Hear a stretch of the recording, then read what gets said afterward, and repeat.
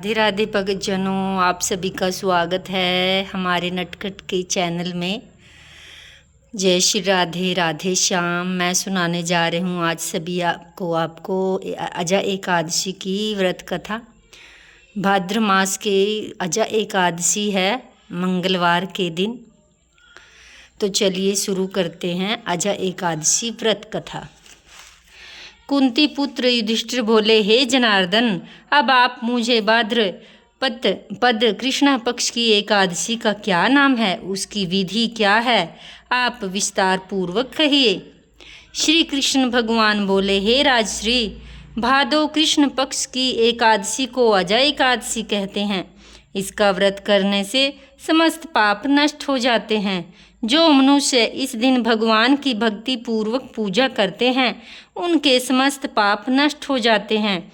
इस लोक और परलोक में सद्गति करने वाली इस एकादशी के व्रत के समान विश्व में दूसरी नहीं है। इस एकादशी की कथा इस प्रकार है। प्राचीन काल में एक चक्रवर्ती राजा राज्य करता था। उसका नाम हरिश्चंद्र था।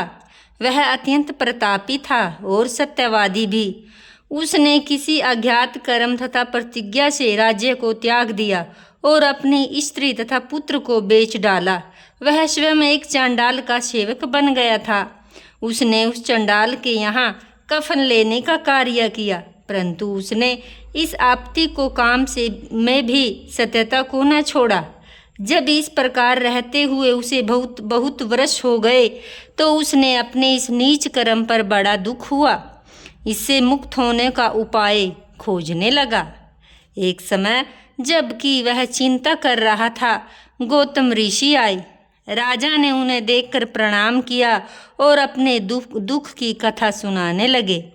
महर्षि गौतम राजा के दुख के पूर्ण वाक्यों को सुनकर अत्यंत दुखी हुए और राजा से बोले, हे राजन, भादो मास के कृष्ण पक्ष में एकादशी होती है। उसका नाम अजा एकादशी है। तुम उसी अजा एकादशी की विधि पूर्वक व्रत करो, रात्रि को जागरण करो। इससे तुम्हारे समस्त पाप दूर हो जाएंगे।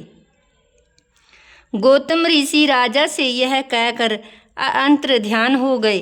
अजा नाम की एकादशी आने पर राजा ने ऋषि के कहे अनुसार विधि पूर्वक व्रत किया, रात्रि को जागरण किया। उसी व्रत के प्रभाव से राजा के समस्त पाप दूर हो गए। उस समय स्वर्ग में नागाड़े बजने लगे, पुष्पों की वर्षा होने लगी। उसने अपने सामने ब्रह्मा, विष्णु, इंद्र, महादेव जी के आदि देवताओं को खड़ा पाया। उसने अपने मृत पुत्र को जीवित तथा स्त्री को वस्त्र भूषणों से युक्त देखा। व्रत के प्रभाव से पुनः राज्य मिला और अंत समय अपने परिवार सहित स्वर्गलोक को गया।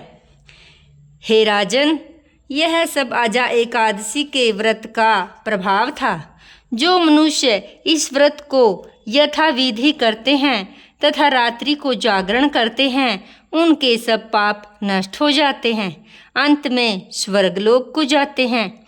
इस एकादशी की कथा सुनने मात्र से अश्वमेघ यज्ञ का फल मिलता है।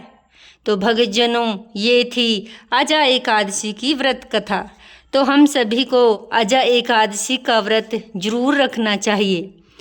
अजा एकादशी के दिन या कोई भी एकादशी हो, उस दिन चावल का सेवन नहीं करना चाहिए और हमें अपने सर के बालों को भी नहीं कटवाना चाहिए। और हमें उस दिन नहाने में किसी भी केमिकल, पाउडर, साबुन या किसी भी चीज़ का कोई भी उपयोग नहीं करना चाहिए।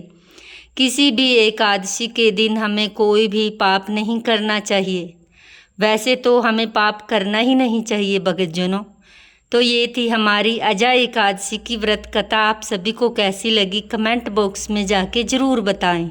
मिलते हैं अगली वीडियो के साथ। तब तक के लिए जय श्री राधे राधे राधे। हरे कृष्णा हरे राम।